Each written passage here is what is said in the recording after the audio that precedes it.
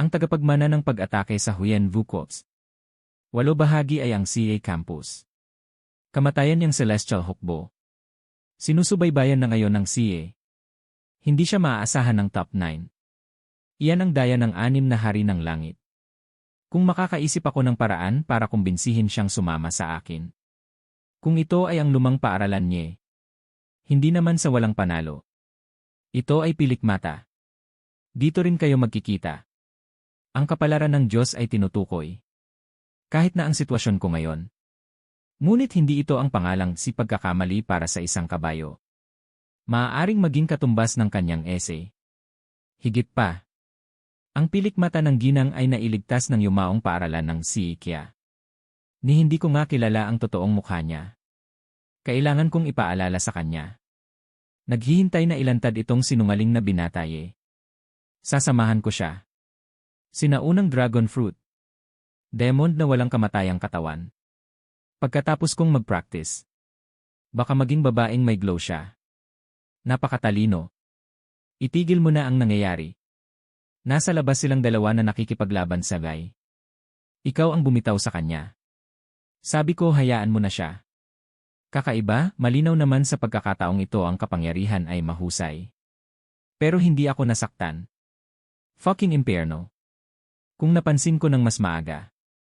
Ginagamit namin ang lahat ng uri ng magagandang paaralan. Hindi natin siya kayang itago. Ate, dahan-dahan. Anong nangyayari dito? May pag-atake ng kaaway. Inaresto at kinasuhan ang binata. Salamat Fong Van Fong ikaw. Huminahon ka, kaya ka pa niyang iligtas. Ito ba ang kakaibang bote? Tinulungan niya itong pagalingin ang kanyang mga sugat. Dapat itong iulat sa aklatan sa lalong madaling panahon. Ang binata ay ang kayamanan ng mga matatanda. Bakit may dumating para arestuhin ako? Sigurado kasi ang multo na pabaya ako. Pag-uusapan natin ito para sa CA. Tingnan kung may paraan siya. Matapang siyang tumugon sa mga matatanda. Aalagaan ng mabuti. Itong dalawang magkapatid. Nangyari na ngayon. Maaaring kaaway din niya ito. Haha, anong meron? Hindi maganda ang CA School. Ang hangin ay inatake ng mga taong hindi kilalang buhay at kamatayan. Dinala ang binata. Bakit ang hina mo? Kahit kayong dalawa hindi nakikita. Tumahimik ka. Hindi mo alam kung gaano kalakas ang Kyaperits. Malupit na pakulo. Ang kasuklam-suklam na mukha. Ito ay hindi bababa sa isang mahusay na halimbawa. Talagang hindi mo pinapababa ang pag-aalala ng mga tao. Mas nakakainis lang tayo. Teka, malapit na ako. Ang fucking ulo. Hindi mo man lang ako nakikita. Magsabi ng isang bagay na may kasuklam-suklam na mukha. Ilabas mo si ate. Holler holler holler. Magandang bata, gising ka na, aking Panginoon. Guro, mangyaring iligtas ang aking kapatid na babae. Alam kong hindi ka nagmamadali. Sabihin sa amin kung ano ang nangyari. Nang gabing iyon ay nasa kumbento kami ng kapatid ko. At bigla akong pumasok sa isang lalaking naka-black coat. Alam niyang multo ang kapatid ko. Gusto kitang protektahan. Ngunit hindi laban sa isang pinuno sa kanyang pagtatapon. Pagkatapos ay pagkatapos. Dahil sa multo. Baka may kinalaman ito sa Heres. Sobrang guilty si Master. Hindi ko sinasadyang itago, hindi ko lang ginawa. Baka hindi mo alam. Itong 7 gas chiefs. Ang isang katawan ay maaaring sumipsip ng gas. Ang galing at magic ng kalaban. Kaya ngayon kailangan nating ilarawan ang taong umatake sa doktor. Kailangan mong ilabas ang gas. Ng lalaking nakaitim na balabal noong gabing iyon. Pupunta ako ngayon. Ang gas na ito ay napakapamilyar bilang essay. Paano kaya siya na naman? Ngunit ang gas na ito ay hindi maaaring peke. Master, sa wakas si Daina ang nagpapaihi sa'yo. Ito ay pink na puwitan. Kamatayan niyang Celestial Hukbo. Alam kong hindi mabuting tao ang pangalang iyon. Pero bakit siya umihi? Talaga bang kaliga niya ang tagapagmana? Mahika ng essay. Master! Dalangin ko sa iyo na iligtas mo ako. Anak mo, tumayo ka. Ito ay hindi kasing simple ng iniisip mo. Kahit na ang S sa likod ng patay na yang Heavenly Army ay ang Death Government. Ito ay kailangang talakayin ng mas detalyado. Ang kamatayan ay hindi magpapatuloy ng ganoon. Tama, unang kapatid na babae. Nakikiusap ako, iligtas mo ang kapatid ko. Susubukan kong tulungan ka. Ngunit ang mga siye ay kulang sa mga may-ari. Alam kong kulang ang paaralan ng isang mapagmahal na may-ari. Kung bubuksan mo ang iyong bibig, tutulong ka. Sa katunayan, ang kanyang kapangyarihan ng komunikasyon ay isang reinforced transmission. Kahit kamatayan. Tiyak na kaya rin niya. Nasaan si Kya, aking sinta? Dati, gustong buluhin siya ng hukbo ng langit. Ay nawawala sa mga paaralan ng siye. Tinamaan kaya ng may-ari. Huwag ka na magsalita. Hindi mo na masasabi ang mga salitang iyon. Huwag magsabi ng kahit ano. Bakit ang bilis mong dumating? Napakabilis ng school. Mukhang may pakialam talaga siya sa'yo. Tungkol sa paghuhukay ng mga buto pabalik. Ngayon, hindi sigurado kung ito ay peke. Nawawala ang may-ari ng paaralan. Narinig ko na lahat sa'yo. Katawan ay kapatid na babae at lead. Mahirap lumayo sa pagiging walang magawa. Kapatid mo ako. Siyempre hindi out of touch. Bakit parang bata ako? Ngayon ko lang narinig lahat tungkol sa'yo. Medyo narinig ko lang. Natakot ang mga matatanda na medyo awkward ang Crown Prince. Maaari mong iwanan ito sa akin. Sigurado akong isa sa alang-alang mo ang katotohanan. Ang CA School ay kulang sa matatalinong may-ari ng ganyan. Nakakahiya talaga ang matanda. Ano ang sinabi ng matanda sa likod ng librarian? Hiniram ito ng library sa gobyerno. Mahirap maging perpekto. Ang paaralan ay walang mga may-ari. Kung mailigtas mo ang anak ko, hindi mabayaran. Tila ginagantimpalaan ka ng Panginoon ng langit. Anong ginagawa mo? Akala mo ganyan siyang tao? Gawin mo ang ginagawa ko para sa kapakanan mo. Itago ito at gamitin ito sa iyong sarili. Dapat mas malaki ang epekto nito sa iyo. Guro, huwag mo akong intindihin. Ngayon lang ito lumabas. Mapoprotektahan ito ng maliliit na monghe na tulad ko. Zhang Qian. Ang bote na ito ay hindi na ang aking kayamanan. Sa kabaligtaran, maaari itong maging isang pagkamatay. Sana kunin ng may-ari. Dati sa Sonmon. Tulungan mo kami. Hindi ka pa namin nababayaran. Lagi mong binabanggit ang iyong magagandang bagay. Mangyaring iligtas ako ng isa o dalawa. Kung gayon, tutulungan muna kitang isave ito. Maghintay hanggang sa susunod na araw kapag lumakas ka.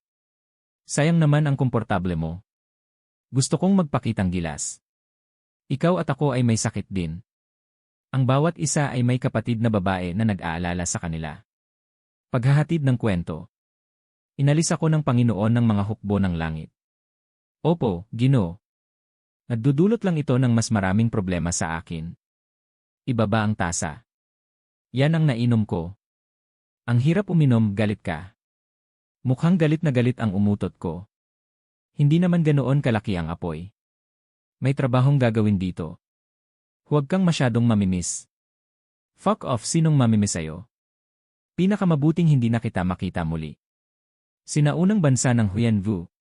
Sabi ni Death Yang. Tuklasin ang kinaroroonan ng tagapagmana ng magic tool. Hinabol siya ng ilang araw. Ngunit ngayon ang Ghost Fairy sa sinaunang dragon fruit sa malayo. Nakunan ng mistiko. Mayroon din pink na puwitan. Mula doon ay nagsiwalat ng mga bakas. Ang pangalan ni Kya ay naghahanap sa amin para sa proteksyon. Ngayon ay parang sadyang naghahanap ng saksi. Ang sarili ko ay wala dito. Hahaha, kawili-wili kawili-wili. Grupo pala kayo. Si kada escape ang katawan napakahusay na ginamit. Sa kasamaang palad, ang mga hangal na tao. Kung may tatlong bahagi ng isip ko, hindi sila maluloko ng ganoon kadali. Sabi nila, makikita ng paaralan ang lahat o hindi. If even nakapikit siya, saka hindi mo deserve na maging kalaban ko. Hindi ito tiger. Ang tigre ay 6 na hari. Pambansang parke ng White Tiger. Hindi siya prinsesa.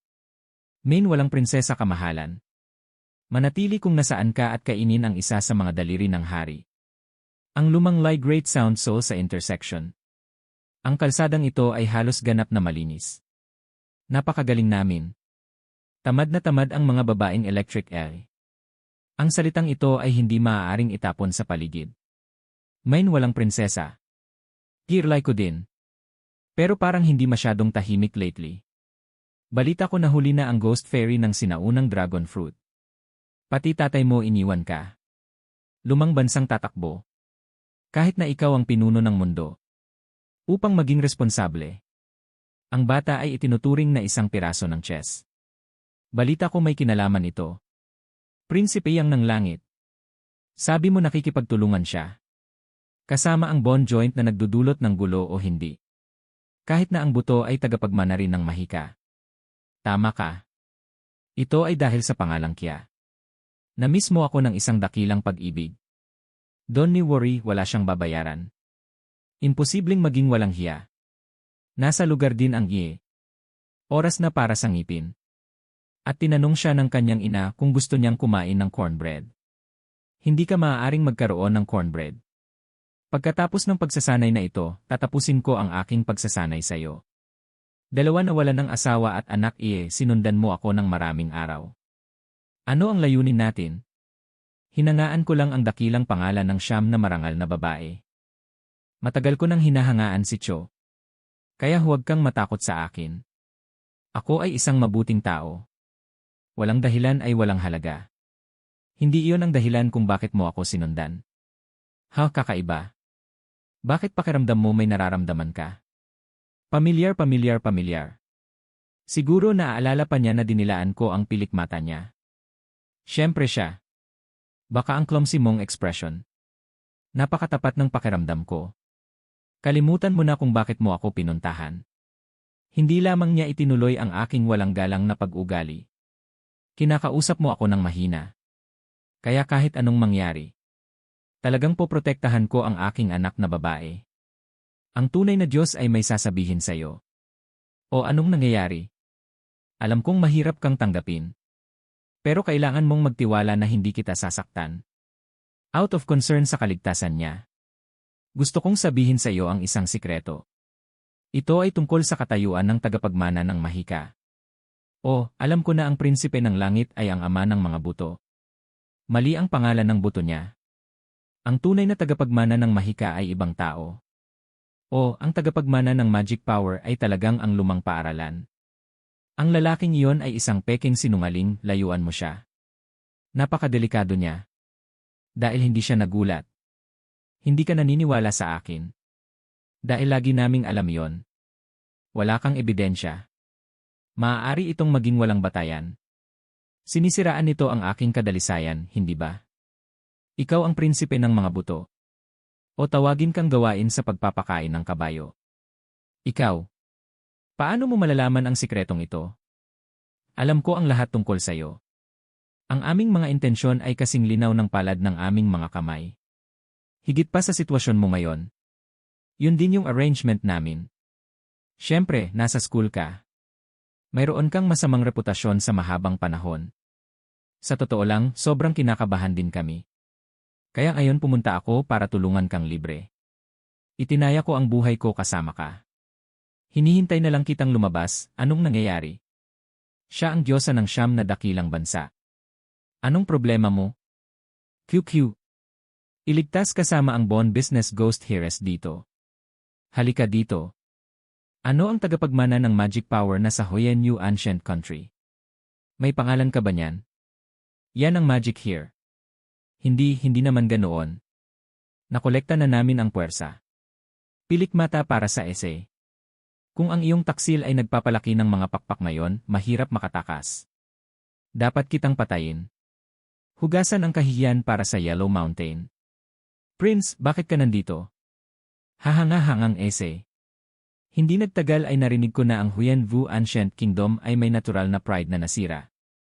Nakalusot na ako. Hindi ko alam kung nakipagsabuatan ka sa kamatayan. Paano ang karagatan? Pero hindi tayo kayang lokohin ng panlilinlang ni Kya.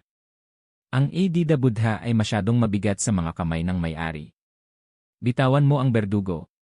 Dam school niya hindi nakita. Hindi rin malinaw. Makatakas lang sila sa taksil. Kung saan tatakbo. Miss, hindi ka okay. Buti na lang at mabilis kaming nag-react.